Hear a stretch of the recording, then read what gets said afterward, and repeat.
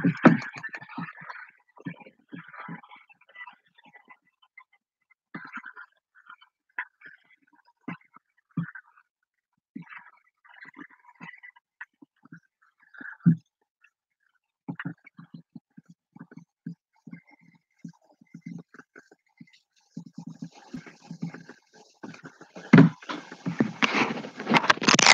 right, good evening to everybody.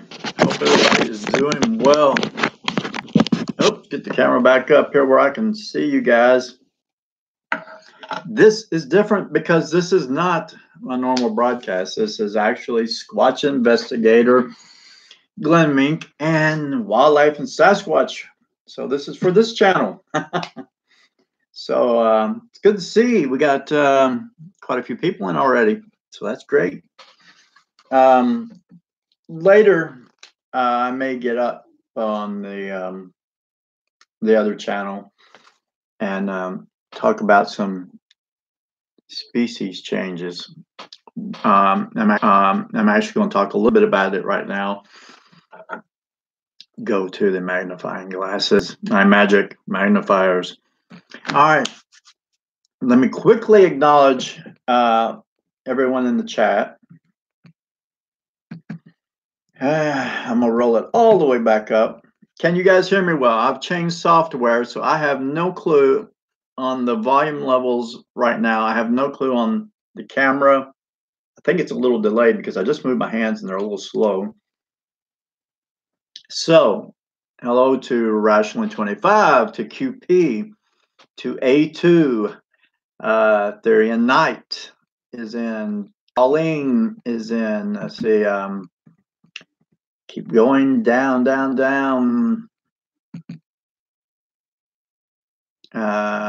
See a lot of new animal sounds around. Yes, there are here as well. Creek Mary is in. All right, so we'll go with who we've got in right now. Yes, cats are something that is join us in Indiana. Yes, I love being in Indiana. By the way, Colleen, I have a Sasquatch researcher that I've not spoken to directly, but he is in Indiana. I had a trip planned to go there 2 years ago and didn't do it. I forgot all. Actually, I forgot all about making the plans to continue to do it. But sounds good, looks good. Buffering a little. Okay. I'll have to work on the software to figure out how to stop that.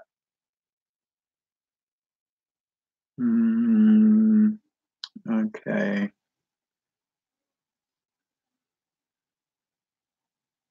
Oh, what's new in the world of Bigfoot? Asked GP.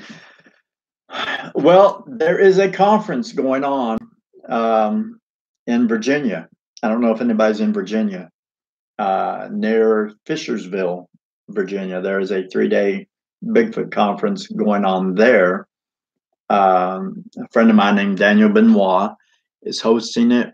A lot of great speakers going to be there. I actually spoke at a seminar with 2. I know one of them speaking there, Ed Brown, who has a YouTube channel called Big Truth Productions. Real good channel. Popular channel. And Michael Cook, I spoke with him, both of them at a seminar in Richmond 2 years ago. I know they're both going to be there, I believe. And one of them, Ed Brown, I believe, is speaking. And a lot of other of my friends are going to be there in the Bigfoot world. And some very popular Bigfoot researchers as well. If I can come to Oklahoma, you can have hunting rights. We don't give anybody hunting rights, Creek Mary. I appreciate that. But as far as Sasquatch goes, I don't. I won't hunt a Sasquatch. I mean, I'll research them, but one of the shows that's out. I hope it's not popular. I really wish it not to do well. It's called Killing Bigfoot. I hate that show. I've watched it mainly because these guys are so far off from what they say, what they do. It's ridiculous. Um, yes, there are Bigfoot there. Yes.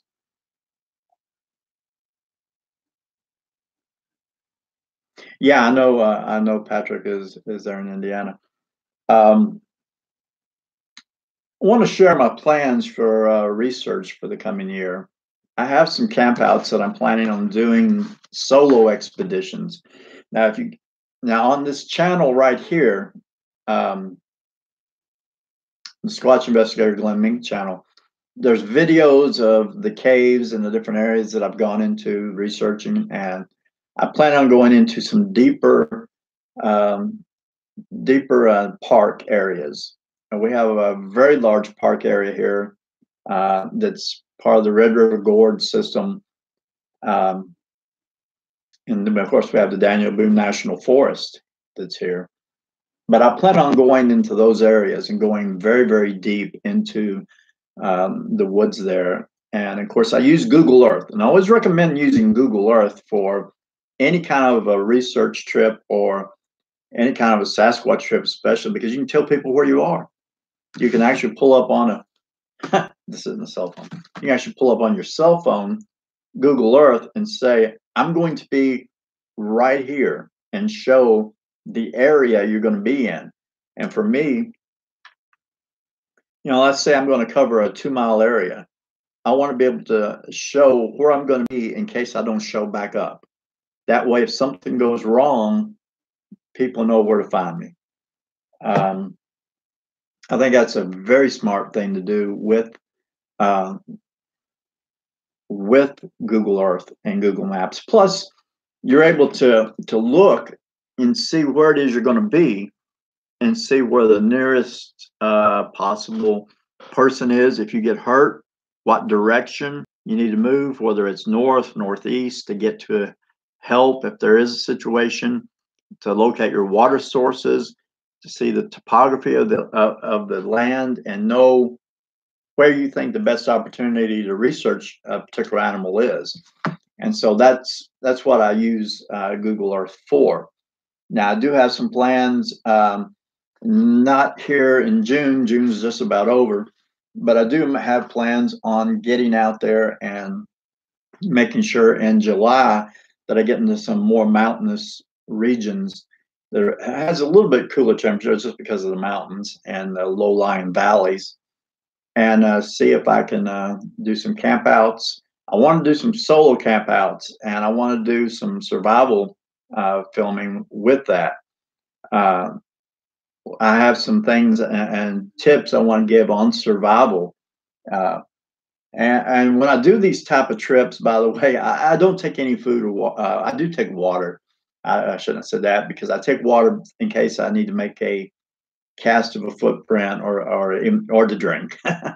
But generally, I don't carry a lot of food because the forest is there and it provides so much.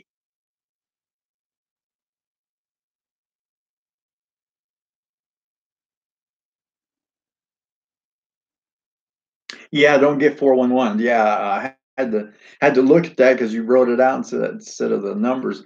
Yeah, David Pilati's series, the missing 411. I've thought of that with my experiences with Sasquatch.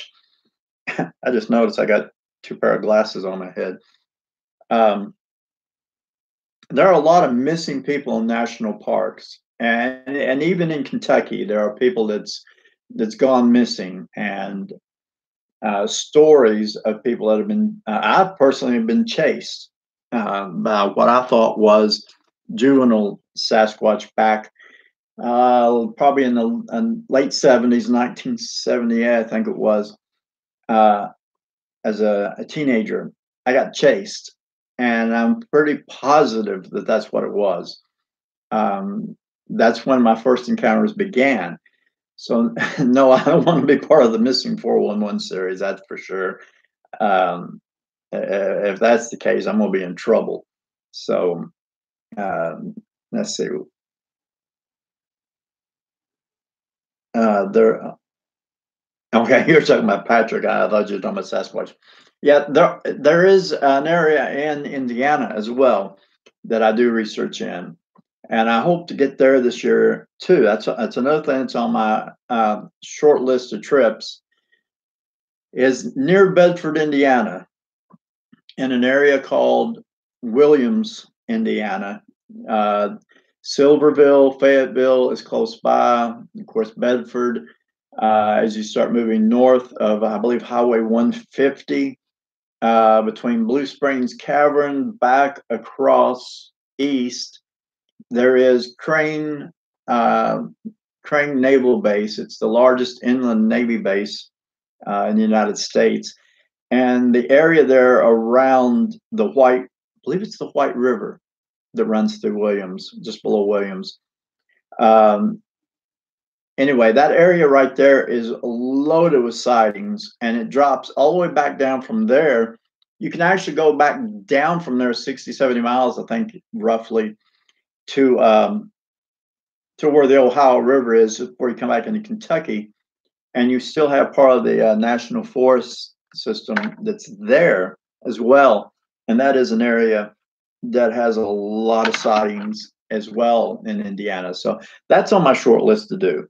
And again, when I go, I do a lot of solo trips. Not necessarily because I don't want anybody to go with me. It's just that's just the way it works out. So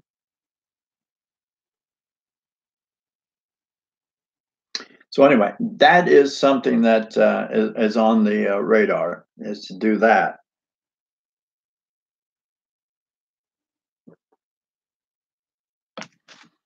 The other things that I'm going to do is a series that I had started to put together last September. Didn't do it. Too many things came up. But this year, I'm going to put together a series, a teaching series on the state of Kentucky, the state of Tennessee, Virginia, and West Virginia, comparing all four states, because you got Kentucky and you got Tennessee down here, West Virginia, and then Virginia, and the terrain of all those states and the size is real close. So I want to give out what I think is the actual numbers of a Sasquatch, and we'll call them a troop, a group of Sasquatch. I'll just call them a troop instead of a herd. Go with more of a primate name to that. So I want to give out later what I think in this series, teaching of the terrain and the layout and the acreage and the square miles that a Sasquatch would travel. For instance, Kentucky has about half rural land, forested land, and half developed, and that is a good mix. We have one person per, I believe it is, every 110 square miles. Now that sounds like it's an awful lot, and there's not a lot of room, but there is a lot of room in a square mile. So um, anyway, that is that is kind of the breakdown of Kentucky. But I'm gonna go deeper and bring that out a little more and explain to people what it is they need to look for when they start researching and following researchers.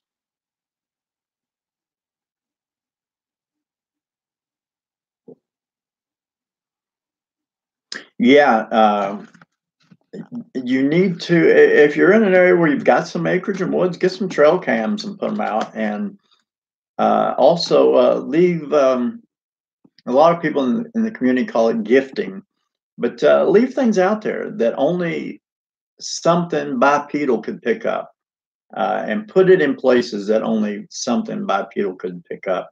The different types of foods, apples and pears and things like that that Sasquatch would eat, and also leave things that would interest a primate, like a chimp or any type of monkey, something that will engage them, like a puzzle type thing.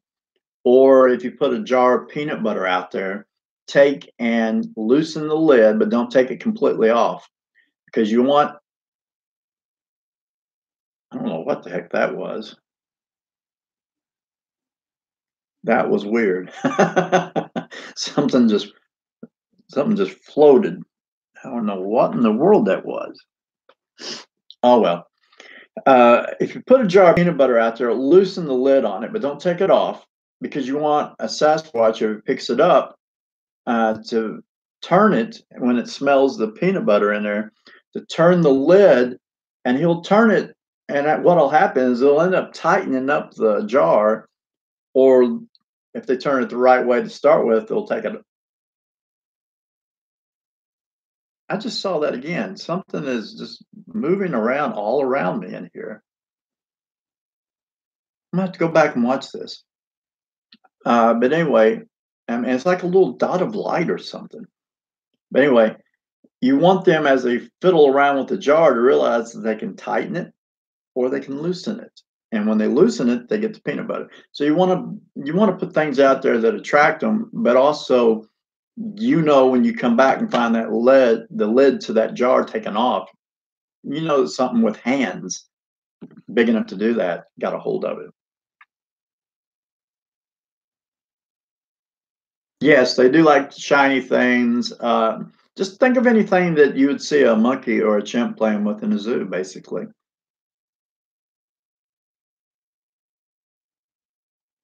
Shiny snowflakes, chance. Yeah, yeah. I don't know what that was. There was twice that happened. Um, I don't think it was my skeleton I got right there, hanging on the back of the door. He's in jail. He's got the jail outfit on. But anyway. So that's some of my early plans, and of course, I'm trying to build this channel and the other one as well. So if you guys don't care, share this channel with anybody that's interested in Sasquatch. And I'm going to be doing a live broadcast. I don't know how long it'll be. Once a week, probably during the afternoon here, like say around 2 o'clock in the afternoon. One day a week. I'll either pick like a Friday afternoon um, to do that, and use that as a format for Sasquatch and Wildlife. Uh, Now, if you've got any questions about Sasquatch, now it's time to ask them, because I do not intend to let this broadcast be real long. There will be a short broadcast tonight on the other channel. I want to share some things that is changing. We do have some species changes in Kentucky. Most people know I always have behind me a poster, not of every fish that's in Kentucky, but it's accurate. But this book that I have here has got species in it that some have never been here, and then some are now coming in here through what I call just a release of species by people, and they're introducing feral species into the woods as well as the water. And we now have, if you can see these, bring that here. We now have lampreys in Kentucky. If you know what a lamprey is, they're little bloodsuckers. They have a round mouth that has a tongue that comes out with little, most of them I believe are 3 teeth. They grab in, twist. The rest of the mouth that's round has teeth all the way around it, and they just suck the blood out of, like a sort of like what leeches do. But these are now becoming in Kentucky waters. They should not be here. They've never been here as far as I remember, but now they're being said to belong here, as well as this dude right here. This is a sturgeon. And now in Kentucky, and not very far from me, one of the rivers that I was actually planning on fishing in the next couple of weeks have these. These grow to be about 8 feet long, and they can get up to 300 pounds. These are sturgeon. There's one down here at the bottom as well, a different species of it. That's the more typical sturgeon that when someone says sturgeon, they think of that, not necessarily this thing. This thing's ugly. But these things get up to 8 feet long. I mean, that's like being in the water with a shark. And one of the rivers, like I said, that I was planning on fishing, that's real close to me in the next week or so, have these. If you accidentally hook one of these things, and for me, I wade the water. When I'm fishing, I'm out there. I'm right out in the water with it. So if I was to be casting and accidentally hook into one of these things that's 8 feet long, 300 pounds, and I'm wading in the water, not expecting something that big, if it takes off, I'm dead. I mean, that's all there is to it. I'll be thinking something like that for there's some things that are changing.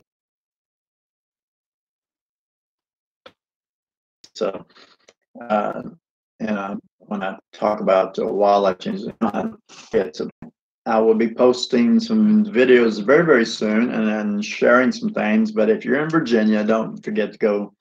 I believe it's right near Fishersville. I apologize, I've forgotten the name of the expo center there, or the convention center there. But look up the ECBRO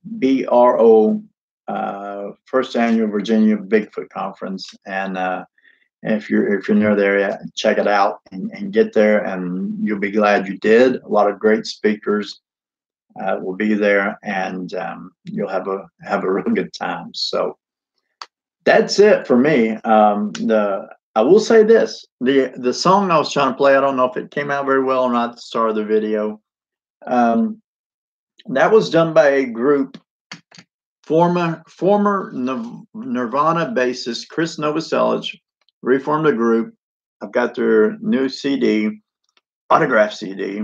It's called Giants in the Trees, and obviously that's a reference to Sasquatch. And the first song on the CD is in fact titled Sasquatch, and that was the song I was playing. You can find them on Twitter. You can find them on YouTube.